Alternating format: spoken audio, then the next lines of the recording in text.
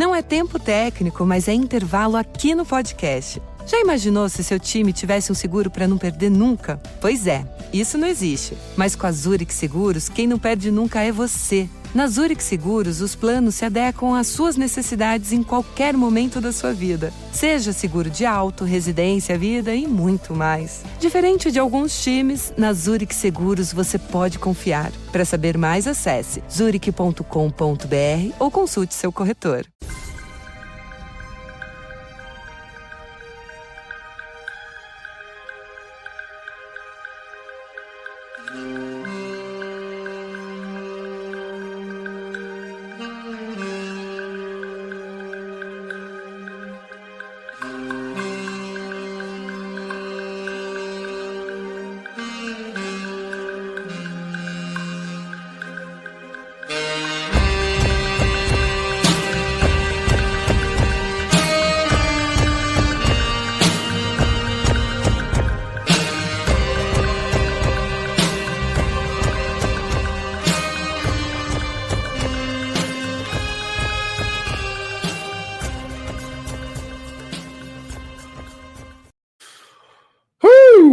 Welcome to Pod Maverick After Dark. This is Kirk Henderson and Josh Bowe.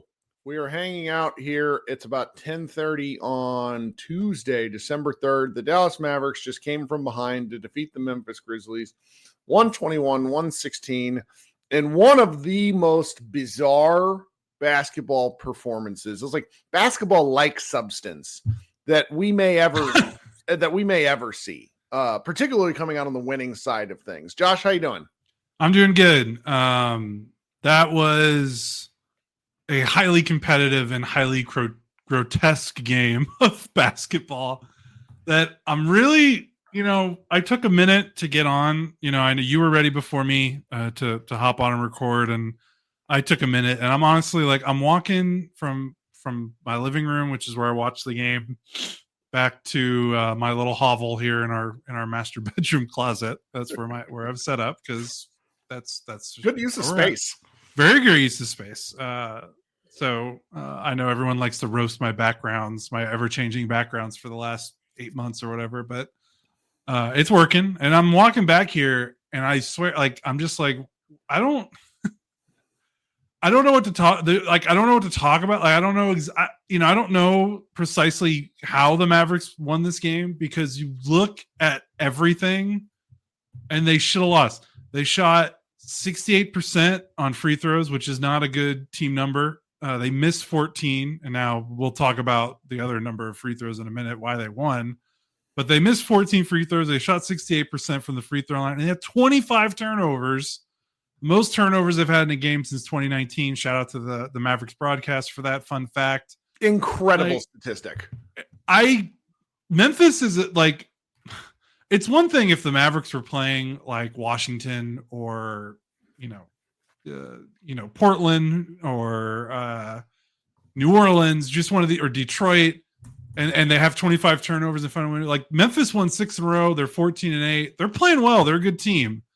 To beat a good team when you have 25 turnovers, my brain is, I'm the meme of the guy on the bus looking out the window smiling and then looking out the windows dejected. That's my brain right now, because I can't determine if this is great Mavericks effort to win, or did Memphis just embarrassingly melt down in the fourth quarter and give that game away. Probably a little column A, a little column B, but it's making me hard. I know it's our job to talk about this game, but it's making me hard. I don't know. It's making it hard to talk about it for me, because I don't know. It's tough to say. So I'm looking for something, and I'm going to, what my brain immediately went to, and this is a very old reference, and I apologize for it, but it's the, in Shawshank Redemption, when Morgan Freeman is his character Red is describing what Andy Dufresne went through. And he said, Andy Dufresne, who crawled through a river of shit and came out clean on the other side. That's what I think of that Dallas Mavericks win, because there was so much wrong with that game, and they won anyways. And I know how they did it. I mean, how they did it is pretty obvious. They were the force, the refs were. If I was a Memphis fan, I would be losing my mind. I mean, the free throw discrepancy here alone. It's unreal. So the Memphis Grizzlies shot 14 free throws. The Mavericks shot 44. Have you ever? I don't know if I've ever seen that in a Mavericks game before. No, and I don't think I've ever seen it that bad. It's a little. It's worse than I think it's not as that bad because number one, there was four free throws taken at the end. So and when the game was kind of out of touch, and the Mavericks got the Grizzlies into bonus early, which I thought in the fourth quarter. Kyrie reached immediately on Ja, and I was like, oh God, it's just going to be one of those where the Mavericks make it close, but they fouled too much. And instead it was the other way around. The Grizzlies, who are a top 5 defensive rating and offensive rating team, just couldn't get out of their own way in terms of the fouling. And they did foul. Don't get me wrong. The Mavericks were the aggressor. And that's why they ended up winning this game. It was incredible. That said, I still think a 30 free throw differential is one where if I'm the Grizzlies coach, I'm like, what the fuck? Yeah, I'm wondering if he's going to get fined tonight. Just he knows that going into his post game presser, I would be surprised. As a Mavericks fan, let me be clear. It's kind of where I go with this. Yeah, so we're kind of.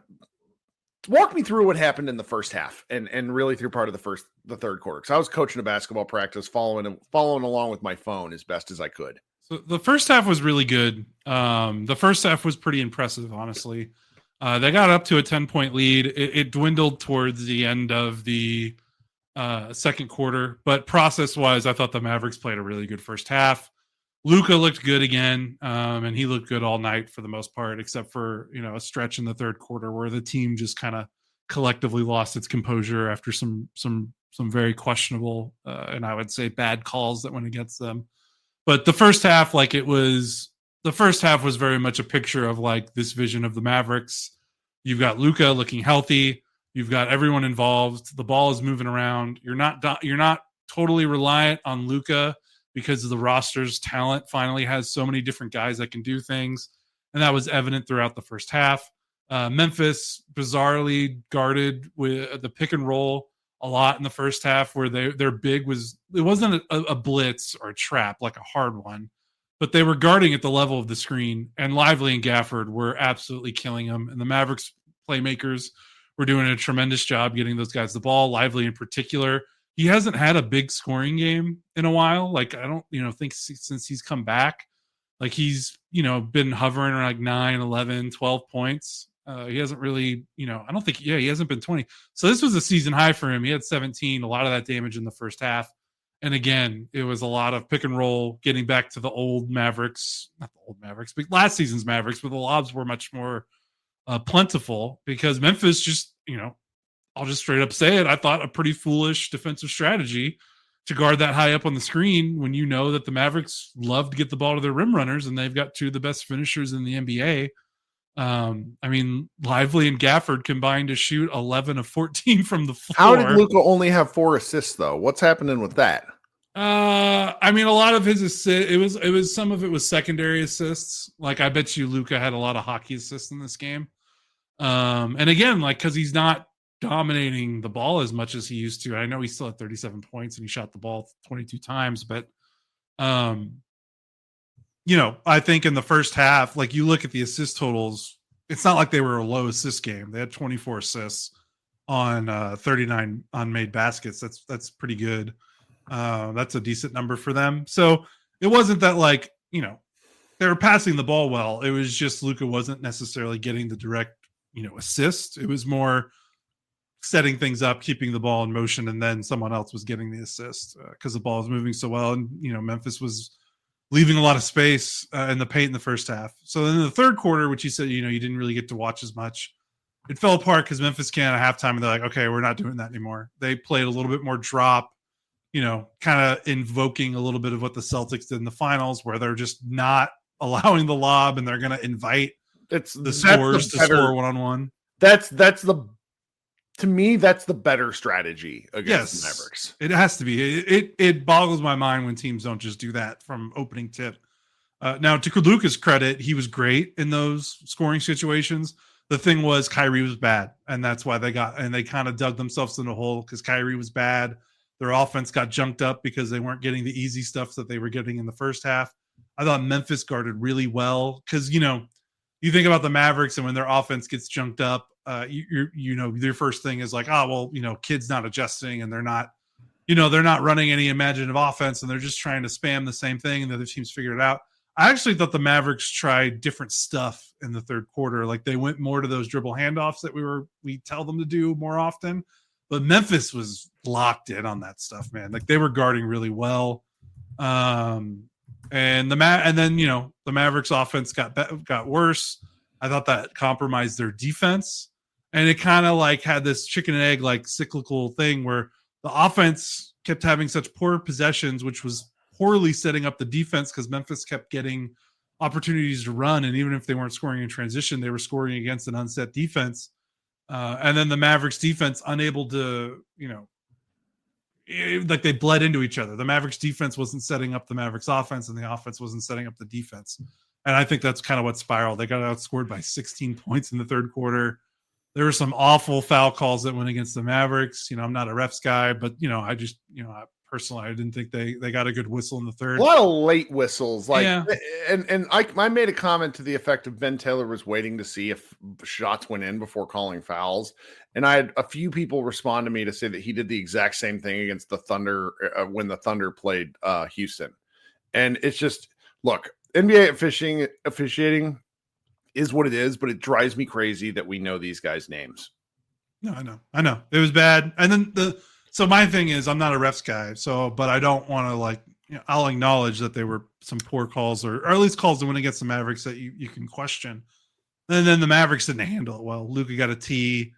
The the whole team body language just got really bad in the third quarter, like really dejected. They got in their heads a little bit, I think, with the refs. It's not fair that I'm trying not to kill the team because it's only human nature to get frustrated when you're in that situation. They got to pull, but they never really pulled out of it. Right. The Grizzlies started shooting their own dick off, and that was quite amazing to watch in real time. Yeah, that's kind of how they got back into the fourth. It's kind of one of those things where it's like, okay, you're getting hosed on some calls. It's okay to get a little frustrated, but like you said, they didn't pull out of it. Like they just it just got them in this funk that they never recovered from in the third quarter. And then it sounds like you were able to watch more of the fourth. And yeah, man, I mean, the Mavericks did a great job, like you said, being the aggressor, but Memphis threw that game away. They had granted, the Grizzlies are a good team. They have a lot of good players, but I felt like we're getting a lot of that dude Huff was in the game a whole lot. Jay Huff was playing fourth quarter minutes. I guess you're looking at this game, Desmond Bane was in foul trouble. Jaren Jackson Jr. just exists in foul trouble. Yeah, I mean they got into the bonus. The Mavericks were in the bonus with 7:20 left in the fourth, God, and then there were 52 fouls called during this game. Yeah, 52 fouls and what 20, 30, 35, 34 turnovers. Yeah. No, 45 turnovers. 45. Excuse me. There were 44 turnovers. They changed one after the game, but it was 44 turnovers. So that's unreal. Okay. Yeah, Marcus Smart had that awful foul 90 feet from the basket when they were in the bonus. But credit to the Mavericks, the Mavericks enter the quarter down. The Mavericks enter, what did they? They're down 13, I think. Yeah. They're down 13 and they're entering the fourth. And because at the end of the quarter, they did something stupid and gave fouls or free throws to Memphis. And so the game hung. Or the Mavericks worked the game back to within. It takes them half the quarter to they're down by 9 with 6 minutes left, and then they get the lead down to 6 at 5:23.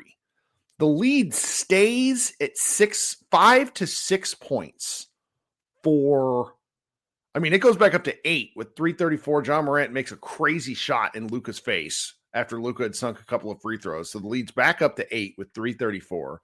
Luka comes right back down and drills a three-pointer. Really big, his last really great make of the game. Then Then Lively, Jaren Jackson Jr. basically ejects himself from the game. I guess it was his 5th foul, but he argues a call saying the ball was off Lively. He was correct. The problem is the ball was off Lively because he was clearly hooking Lively. And it's like, how are you doing this? Lively, who had at that point missed a gajillion free throws, at least it felt like it, calmly sinks 2 free throws. So the Mavericks go from being down 8 to down 3 with 2 minutes and 30 seconds left. Luka gets fouled. They're within 1. The next play, or Desmond Bane misses a pull-up. Kyrie pushes the ball after the free throw makes, and Spencer just drills an open corner 3. That's the Mavericks take the lead there, and they don't give it back because after Jaren Jackson Jr. misses kind of a weak layup attempt where, I mean, Lively could have fouled him. It is what it is. And Spencer drills another 3 on the push. Desmond Bane makes a 2-point shot after that where he 2-hand shoves whoever was boxing him out. Like, it was so funny watching it live because the miss was who shot the ball? Jaren Jackson Jr. wildly missed a 3-pointer, and Desmond Bane, I think, just shoves whoever's in front of him and lays it back in, only for Kyrie to try to make something happen. We'll talk about Kyrie in the second half of the show. Misses a tough pull up, but gets his own offensive rebound because Lively's battling the ball. Luka finds PJ Washington for an absolutely awesome dagger shot. Just a great shot where somebody in the chat said, "Oh, it's good to see Luka deferring." And what Luka did there was make the right play. Because Washington was open, and Luka did have it. Luka always has an open shot if you're Luka. And then after that, it became a free throw shooting contest, and the Mavericks won the game. And here's the real kicker: that beyond winning the game, they needed to win by a certain number of points. I'm pretty sure they're in the NBA Cup now. I don't want to they're in, but they needed to win by a certain number of points, and they did it. Crazy. Yeah. It's a great win. And honestly, like, my biggest takeaway from this game is like, this might be the regular season that everyone has been asking for. Like, they just won in Portland, and Portland shot 58% from 3, and they won that game. They just won tonight against Memphis, who's a top 5 team in the West, with 25 turnovers. Like, they are winning despite some really heavy factors going against them. Like, you don't win a lot of games when a team shoots 58% from 3. You don't win a lot of games. Your opponent shoots 58% from 3. You don't win a lot of games when you turn the ball over 25 times. Like, ever. They are pulling game. Like, the mix of the way they have pulled some games out of their ass, combining with some of the dominance that we've seen, like that dominant win against New York. They had, a couple other pretty big blowouts against New Orleans and against Chicago, which I know are worse teams, but that's how you win. Like, when we talk about the regular season mattering because seeding matters, because the history of the league is you need to be a top 3 seed to win a title. Like, that's how you get to 55 wins, like you win games you're not supposed to win, right? Like, that's how you win a lot of games. And they're doing that now. And then they started 5-7. They're 14-8. Like, they are in position to have the regular season that, they set for themselves in the preseason. They said they wanted to do better in the regular season. And, fans have wanted it. The teams wanted it. The players wanted it. The orgs wanted it. Like, everyone's been talking about it because it's been their one bugaboo in the Luka era is they just can't get their shit together from the start of a season to the end. And it appeared, I don't want to jinx it because, we've still got what, 3/4 of a season to go, I think, or whatever, about 3/4 of a season to go because we're 21 games in. It's just this is how you have a great regular season: is you beat up on teams you're supposed to beat up on, and then occasionally you pull a rabbit out of a hat every now and then. That's how it works. So that's kind of my big takeaway lately, and especially from this game. It's just, now I'm rambling a little bit. No. You remember, like, we watched the prime of Dirk. Like, I'm not talking like 2012 and 20. Like, we're talking, 2003, 2002, 2005, 2004 Dirk. Like, to me, that the thing about the Dirk era at his prime and when they were winning 55 games, like in their sleep, it always felt like in every game, like they would just win games and you'd be like, huh? Like they didn't, like they would kick some teams' asses. And then they would just like, there'd be these games where they just felt so inevitable and they just won. And you're like, how do they win? Like, I don't know how they won, but I kind of figured I knew they were going to like win. And that was, a testament to Dirk's greatness.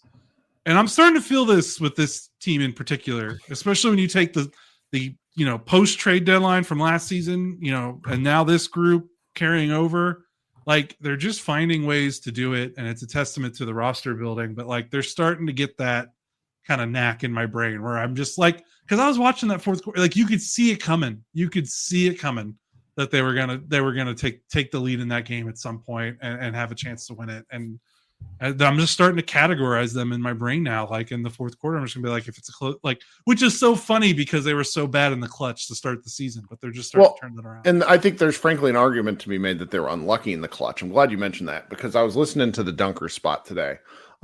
If you don't listen to the Dunker Spot, it is a in-depth basketball analysis podcast. Like it is Nekias Duncan and Steve Jones are two smart people talking smartly about basketball. And if you want to be educated, it is a good place to start. And Steve Jones was going through and he's like, he said something, I'm paraphrasing here, but he said something to the effect of the Mavericks have 4 losses by 8 points. And then they lost to Miami where they lost their minds. Like what in that, like, what is everybody mad about? And then when you like, and you think about it that way and you pull back, I mean, the Mavericks have now won 9 of 10 after like, if you throw out those 4 losses in a row by 8 points, they've then won 9 out of 10, including a disastrous loss to Miami. You and I beat around the bush around this a little bit because we're just kind of negative Nancy's to a certain respect. But even we've been saying like, guys, like, look at the schedule. The Mavericks could, in theory, not lose a game in December. Because I think they're better. Like the Memphis Grizzlies were the best team that they're playing the rest of the month. Pretty sure that's right. I'm not even looking at the schedule. Okay, we're a little further along than I intended us to be because with Josh and I like to keep these to 30, 35 minutes, but that's okay. I want to take just a second to talk to you guys about our sponsor. And I need to actually put this in the show. This is where you can tell I'm not the best at live reads. But one thing I am getting good at as I'm getting older is I'm thinking more and more about my health, which is, it's just something all of us need to do. And one of our main sponsor right now is a company called Body Spec. And they're a company that does what's called a DEXA scan. It's a full body composition scan to help you understand where you are in regards to your health, and whether you're an athlete, a parent with a desk job like Josh and I, or just somebody thinking about getting back into shape, starting with the DEXA scan is a great way to learn more about where you are. If you want to help us, if you like Josh and I know we appreciate the folks who do the super chats, but one way you can help us while also helping yourselves is go to the show notes and click the Body Spec link. For those of you here on the live stream, it is actually in the description of the podcast. It's down there at the bottom. If you click on that, and then if you actually sign up for a body scan, I want you to use the code PODMAVS45 at checkout. That's in all caps, PODMAVS45 at checkout to get $15 off a single scan. It's a great idea for a gift, or it's just a great idea to, kind of kick off your New Year's resolution a little bit early. Body Specs competitors charge as much as $150 for a scan like this. This is a really affordable thing, guys. I just go take a look at it. I'm really considered. Go to bodyspec.com, link in the show notes, and use the code PODMAVS45 at checkout. Josh and I look forward to sharing both of our experiences a little more in detail. Josh is getting his done on Friday, so that's pretty exciting. All right, we are going to insert some show note or some ads, and then we will be right back. Enquanto você escuta seu podcast favorito, que tal dar uma olhada nos looks da Riachuelo para as festas de fim de ano? Brilhos, transparências, vestidos, conjuntos, temos tudo para todos os eventos. Aqui, toda festa começa com look.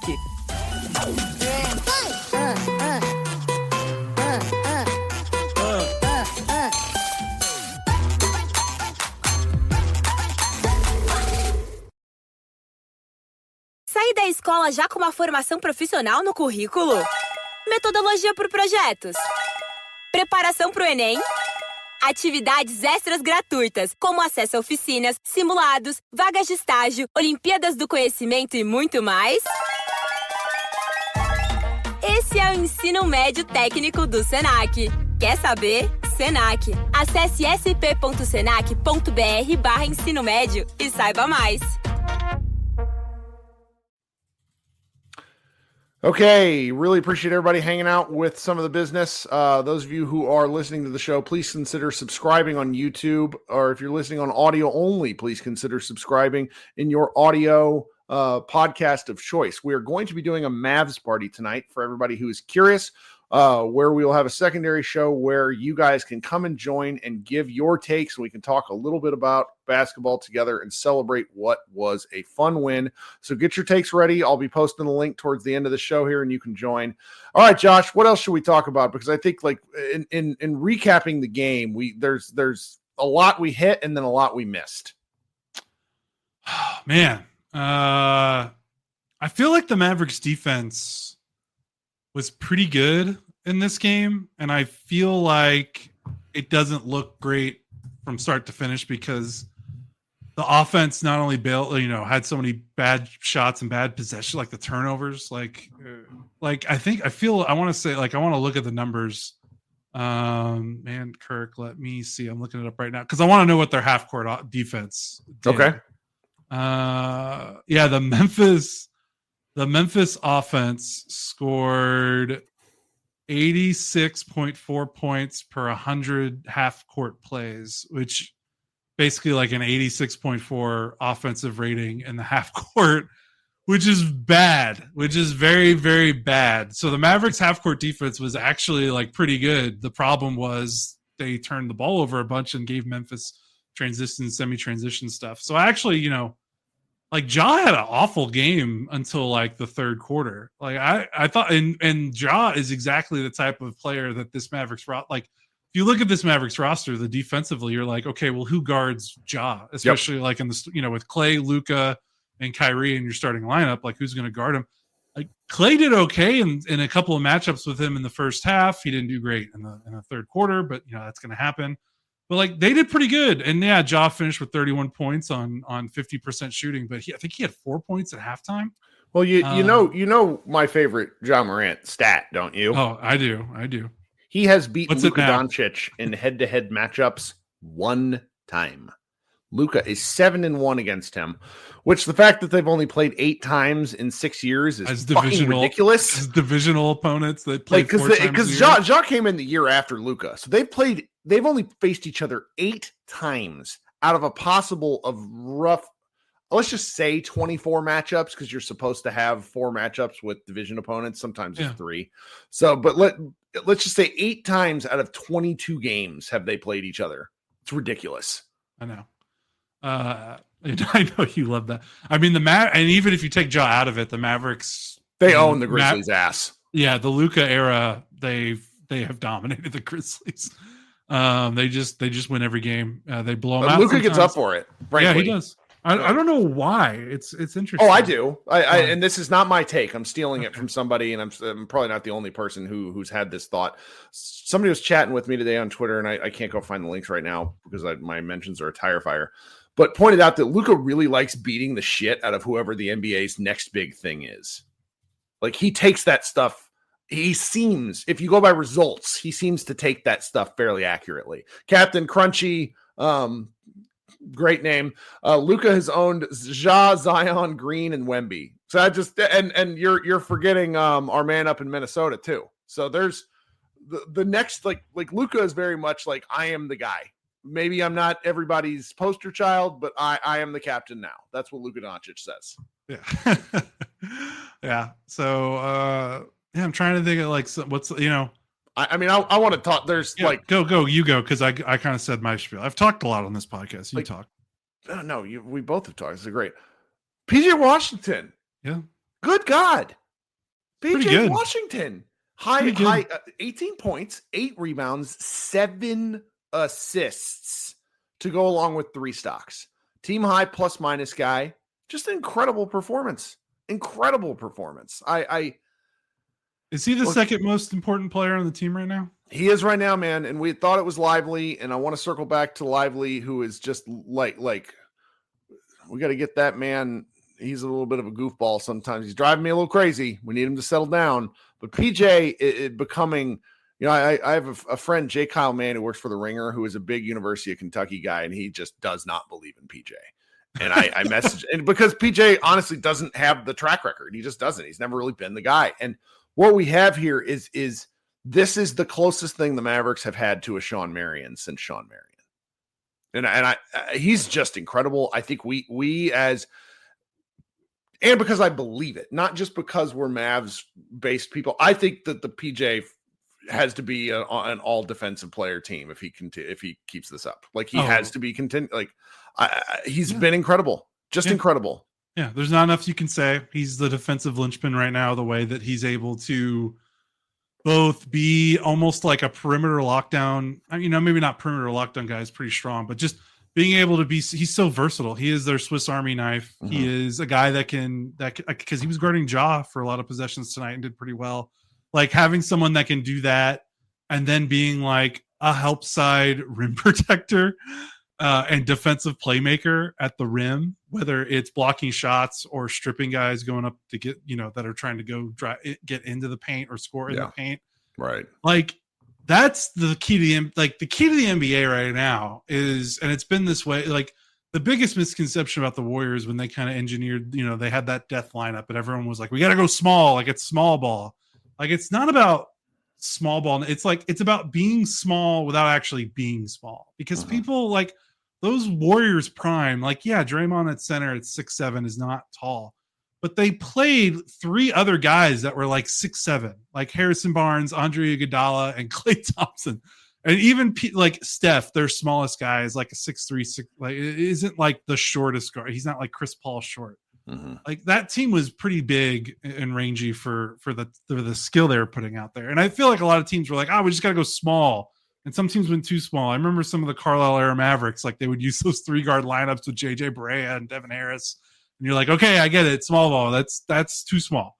Mm-hmm. PJ is like turning himself into the prototypical small ball forward where it's just like he plays like a rim protecting center on defense at times, but he's making through and then he plays like a slashing small forward on the other end. Like he is the badass athletic forward that me and you have talked about how many offseason podcasts during the Luka era where we're talking about what they need. Like every year since they drafted Luka, where like they need a 6'7" athletic badass that's not an offensive liability. That's PJ Washington. My favorite is there was a gentleman, and I'm not killing him. Look, we all have bad takes. I didn't want Spencer Dinwiddie on the team. We'll talk about that in a second. There's a guy earlier in the season, his name was Seeker, who used to be in the chat all the time, saying how the Mavericks needed to get rid of PJ, move on from him, trade package him while he can. He has not shown up since the Mavericks have since PJ has been on the run. So show yourself. Anyway, we're all allowed bad takes. It is what it is. How about that 3-point percentage? He thought he shot 38% in I'm afraid to talk about it because he's got 13 assists in the last 2 games. It's really something, man. And his stock numbers are, I know his stock numbers are outrageous. And again, it's, I feel like a proud mama hen or whatever, because, I don't shoot my shot with off-season moves a lot. This. I hate talking the trade rumor game, but I was looking at him 2 summers ago, and when like his restricted free agency was like dragging out, I was like, why doesn't anyone go get this guy? Like there was something there to him. It was not a good environment in Charlotte, clearly. And yeah, he is paying off every which way. And that trade, like you think about the package they gave up for him, which was basically like Grant Williams and a first. And you're just like, wow, like it's just, he's having, he's starting to look more like the player I thought he would, because remember last season, he was so great defensively, but his offense was just like non-existent. And he was too talented an offensive player to be that bad on offense. And I like the ways that they're getting him involved so that he's not reliant on the 3 ball. Now he's made 8 threes in the last 2 games. Right. 8 of his 11 field goals in the last 2 games have been threes. But before that, when he was shooting low percentage, he was still scoring because they were engineering looks for him in the paint because he's a skilled player that can do some different things with his size. So, did it again tonight a little bit. He only made 2-pointers, but man, yeah, I can't say enough good things about PJ. And he played another great game tonight. I also want to throw a shout out because here's the thing. Like, I kind of lost my mind in Mavs Slack the other day. Uh-oh. The short answer is, like, anybody that gets, like, I believe Luka Doncic is the best player in the NBA. I believe when you consider when someone wants to be the best player in the NBA, I think you have to hold them to a high standard. And so I lost my mind on a couple of our writers, just basically who don't enjoy Luka criticism. I also think it's important to note that when Luka balls out in a particular area where he gets shit on all the time, it's incredibly important to talk about that. And he was excellent in the defense that I saw him play tonight. He had 4 steals and a block, and he used his anticipation and his understanding of basketball, that genius, brilliant basketball mind, to his advantage. That's what I want. You know what I mean? Yeah, he was great. I didn't see too many, bad plays defensively from him. He had 12 rebounds, which he hasn't actually been rebounding the ball well this season, which I think goes back to he hasn't been healthy for most of the season. Like, man, you want to, besides, you want to take a gauge is Luka healthy? Last 2 games, he's got 7 steals. Like you said, he's got 7 steals in the last 2 games. He's 9 of 19 from 3. Which is nearly 50%. Like, if that doesn't tell, like, 7 steals and 19 made 3-pointers in 2 games, if that doesn't tell you his legs are feeling right and he's feeling better, like, I don't, like, that's it. I don't know what else to I don't know what else to tell you. Like that, like, he's like, I feel like the Adam Sandler and Happy Gilmore, like the dodgeball scene, like, like, now you guys are in big trouble. Because the NBA somehow allowed the Mavericks to amass what was their record when he came back against Portland? The Mavericks were 12-8. Like, you let the Mavericks, with Luka being hurt and not playing to his standard, win 12 of their first 20 games, and now he's back and looking like the MVP Luka, like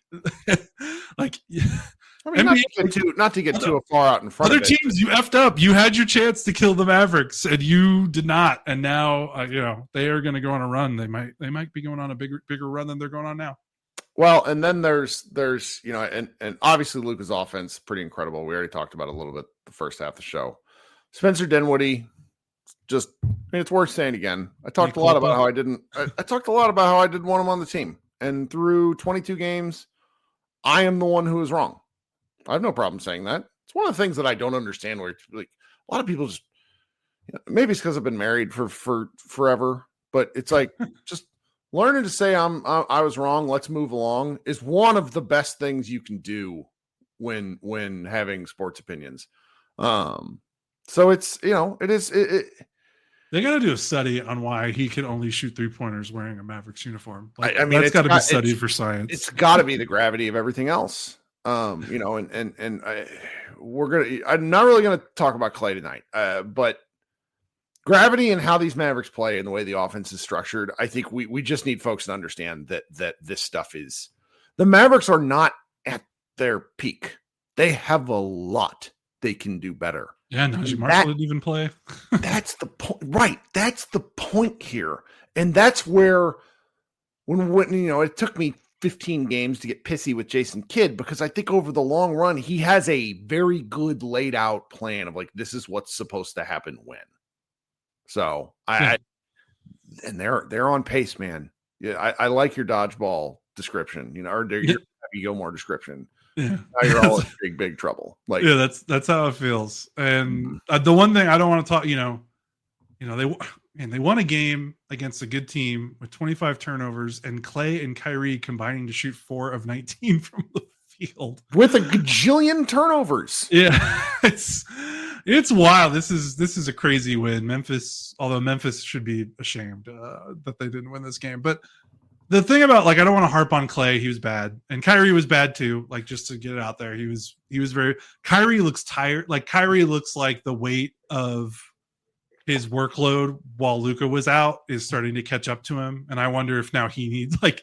Do they need to give him a little siesta to get his legs back and let Luka carry the load for like 4 or 5 days? Because he looks a little worn out. But the thing about this roster that we're going to talk about this every game, and I'm sorry if people that are watching or listening, you're going to get tired of us talking about this, but like optionality of this roster is higher than it's ever been in the Luka era. Mm-hmm. Like they can withstand Clay and Kyrie playing poorly because they finally have a team of guys that aren't just standstill spot up shooters. Like say what you will about Dinwiddie. I do feel like he was trying to get Clay up to that 20 minutes. Cause like I'm watching Clay out there on the court and it's just like, all right, buddy doesn't have it. He doesn't have it. But he only like he didn't force him. He didn't play 30 minutes and shoot. Well, he said before the game he had a 20-minute cap. And he did? Him, okay. Yes, and he played him the full 20 minutes. So that that really grinds my gears to one extent or another. Just trying to compliment him on a coaching decision. Before we go, we do got to chuckle at the just Maxi Bubby. Dude. Have you ever seen an NBA player that's supposed to be a shooter that passes the ball faster? Like, I mean, he's not even like he's literally not looking at the rim. You know what I mean? If he were a comic book, like if it were, Into the Spider-Verse or whatnot, where they occasionally did that thing where you'd like see characters' thought bubbles, Maxi Kleber's thought bubble would be fuck, just on repeat. It's so funny. I've never seen a guy that's supposed to be a shooter pass. You know what the worst part is, man? Fast. What? And the reason I'm not killing him, the reason I can't kill him. Why? He's gonna have moments. Oh yeah. And then I'm gonna look like an ass clown if I've crushed him too hard. And again, he only played 10 minutes, so like why? The negative 17 in 10 minutes is remarkable. I know the counters like just don't play him those 10 minutes, but like you're gonna play like to me, it's not about like that is not even like I don't want to have that conversation because that's just not realistic. To me, it's more like is kid at least not relying on him too much if he doesn't have it. And I don't think, like 10 minutes is a drop in the bucket of an NBA game, all things considered. I know every possession matters and they very much well could have lost this game. And if they lost this game, you look at those 10 minutes that they got destroyed and you want to point to something, but at least he's not leaving him in there for 20 minutes or, like he seems to have a quick hook with him this season, at least he has the option. Like if Lively and Gafford are healthy, makes it way easier. But yeah, that was not a good performance from Maxi to say. It is what it is. It is what it is. Okay, so I think we're basically done. Is there anything else you think we ought to hit on? Oh, that's good. That's good. You get to your live show because I feel like hopefully people are excited. I'm trying, and again, guys, I'm posting the link. Join it this way. We'll take a quick break. These are fun. I want people to come share their happy thoughts because the angry ones are much like when we lose, it's a little bit therapeutic, get your takes off. But again, I like kind of talk to myself for like 4 solid minutes the other night before. And then all of a sudden we had 8 people or 6 or 7. And it's fun. So it's, you guys who are hanging out in here, please, join the show now. We're going to be right back. We're going to talk a little sports. The Mavericks play the Wizards on Thursday. The Wizards have lost 15 straight games. They participated in what is my favorite November. It's no win November for the and did you know that since Kyle Kuzma talked his shit about not wanting to leave the Wizards in February of last year, the Wizards have won 8 games in the last 10 months. So kiss my ass, Kyle Kuzma. Anyway. Thanks so much, Josh. You're the best. We're going to be right back. You guys consider hanging out. We got Jason Gallagher and Brian already ready to kick this show off, and we will be right back. So everyone hang tight and go Mavs.